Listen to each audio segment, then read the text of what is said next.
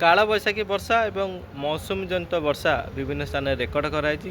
14 ଜୁନ୍ରୁ 15 June ଅର୍ଥାତ୍ 14 ତାରିଖ ସକାଳ 8ଟାରୁ 15 ତାରିଖ ସକାଳ 8ଟା ମଧ୍ୟରେ 24 ଘଣ୍ଟା ମଧ୍ୟରେ କେଉଁ ଜିଲ୍ଲାରେ କେତେ ପରିମାଣ ବର୍ଷା ରେକର୍ଡ କରାଯାଇଛି ତାହା ଆପଣମାନେ ଦେଖିପାରୁଥିବେ। ଅନୁଗୁଳ ଜିଲ୍ଲା ଯଦି କଥା କହିବା, ଅନୁଗୁଳ ଠାରେ ସର୍ବାଧିକ 17 ମିଲିମିଟର ବର୍ଷା ରେକର୍ଡ କରାଯାଇଛି। ଅନ୍ୟାନ୍ୟ ଷ୍ଟେସନ ମାନଙ୍କରେ ମଧ୍ୟ ଭଲ ବର୍ଷା ରେକର୍ଡ କରାଯାଇଛି। ସେହିପରି ବଲାଙ୍ଗୀରରେ ମଧ୍ୟ ବଙ୍ଗମୁଣ୍ଡା ଠାରେ 23 ମିଲିମିଟର ବର୍ଷା ରେକର୍ଡ ହୋଇଛି। ଅନ୍ୟାନ୍ୟ ମଧ୍ୟ ଭଲ ବର୍ଷା ରେକର୍ଡ କରାଯାଇଛି। ସେହିପରି ଭଦ୍ରକ ଠାରେ 12 ମିଲିମିଟର ବର୍ଷା ରେକର୍ଡ କରାଯାଇଥିଲା ବେଳେ ଅନ୍ୟାନ୍ୟ ସହରରେ ମଧ୍ୟ ବର୍ଷା ରେକର୍ଡ। ସେହିପରି ବୌଦ୍ଧରେ ମଧ୍ୟ 12 ମିଲିମିଟର ବର୍ଷା ହରଭଙ୍ଗା ଠାରେ ରେକର୍ଡ କରାଯାଇଥିଲା। ଅନ୍ୟାନ୍ୟ ବର୍ଷା ମଧ୍ୟ ରେକର୍ଡ କରାଯାଇଛି। କଟକରେ ସର୍ବାଧିକ ଟିଗିରିଆରେ 88 ମିଲିମିଟର ରେକର୍ଡ କରିଥିଲା। ନରସିଂହପୁରରେ 67 ମିଲିମିଟର।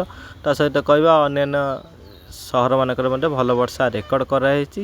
ବହୁ ସ୍ଥାନରେ 1 ମିନିଟରୁ ଆରମ୍ଭ କରିକି 15-20 ମିନିଟ୍ ପର୍ଯ୍ୟନ୍ତ ବର୍ଷା ରହିଛି। ଦେବଗଡ଼ରେ ମଧ୍ୟ ରିଆମାଳ ଏବଂ ବରକୋଟରେ ଯଦି କହିବା ଭଲ ବର୍ଷା ରେକର୍ଡ କରାଯାଇଛି। ସେହିପରି ଢେଙ୍କାନାଳରେ 66 millimetre, Kamakhyanagar 81 millimetre, Bhuban 74 millimetre କଙ୍କଡ଼ାହାଟରେ ମଧ୍ୟ ରେକର୍ଡ କରାଯାଇଛି। ଅନ୍ୟାନ୍ୟ ସହରରେ ମଧ୍ୟ ଭଲ ବର୍ଷା ରେକର୍ଡ ହୋଇଛି। 10 ମିଲିମିଟର 4 ମିଲିମିଟର ପର୍ଯ୍ୟନ୍ତ ଭଲ ବର୍ଷା ରେକର୍ଡ। ସେହିପରି ଜଗତସିଂହପୁରରେ ସର୍ବାଧିକ ନାଉଗାଁ ଠାରେ 35 ମିଲିମିଟର ମଧ୍ୟ ରେକର୍ଡ କରାଯାଇଛି। ବାଲିକୁଦାରେ 27 ମିଲିମିଟର ରେକର୍ଡ କରାଯାଇଛି। ସେହିପରି ଯାଜପୁରରେ ଯଦି କହିବେ ସର୍ବାଧିକ 32 ମିଲିମିଟର ରସଲପୁରରେ ରେକର୍ଡ କରିଥିଲା ବେଳେ 25 ମିଲିମିଟର ଯାଜପୁରଠାରେ ମଧ୍ୟ ରେକର୍ଡ କରାଯାଇଛି ଏବଂ ବଡ଼ଚଣାରେ 30 ମିଲିମିଟର ମଧ୍ୟ ରେକର୍ଡ କରାଯାଇଛି। ଯଦି ସେହିପରି ଯଦି କହିବା ଝାରସୁଗୁଡ଼ାରେ ସର୍ବାଧିକ 22 ମିଲିମିଟର, କୋଲାବିରାରେ ମଧ୍ୟ ରେକର୍ଡ କରାଯାଇଛି। ଅନ୍ୟାନ୍ୟ 10 ମିଲିମିଟର ମଧ୍ୟ ରେକର୍ଡ କରାଯାଇଛି। ସେହିପରି କନ୍ଧମାଳରେ ସର୍ବାଧିକ ଫିରିଙ୍ଗାରେ ଯଦି କହିବା 39 ମିଲିମିଟର ଏବଂ ଫୁଲବାଣୀରେ 31 ମିଲିମିଟର ବର୍ଷା ରେକର୍ଡ କରାଯାଇଛି। ଅନ୍ୟାନ୍ୟ ସହରରେ ମଧ୍ୟ ଭଲ ବର୍ଷା ରେକର୍ଡ କରାଯାଇଛି।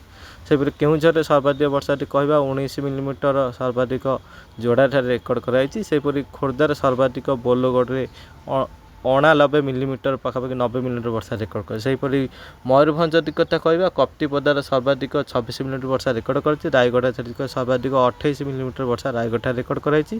ନୟାଗଡ଼ ସର୍ବାଧିକ 39 ମିଲିମିଟର ନୂଆଗାଁ ଠାରେ ରେକର୍ଡ କରାଯାଇଛି। ଅନ୍ୟାନ୍ୟ ସହରରେ ମଧ୍ୟ ଭଲ ବର୍ଷା ରେକର୍ଡ କରାଯାଇଛି। କେନ୍ଦ୍ରାପଡ଼ା 31 ମିଲିମିଟର ପଟ୍ଟାମୁଣ୍ଡିରେ ମଧ୍ୟ ରେକର୍ଡ କରାଯାଇଛି।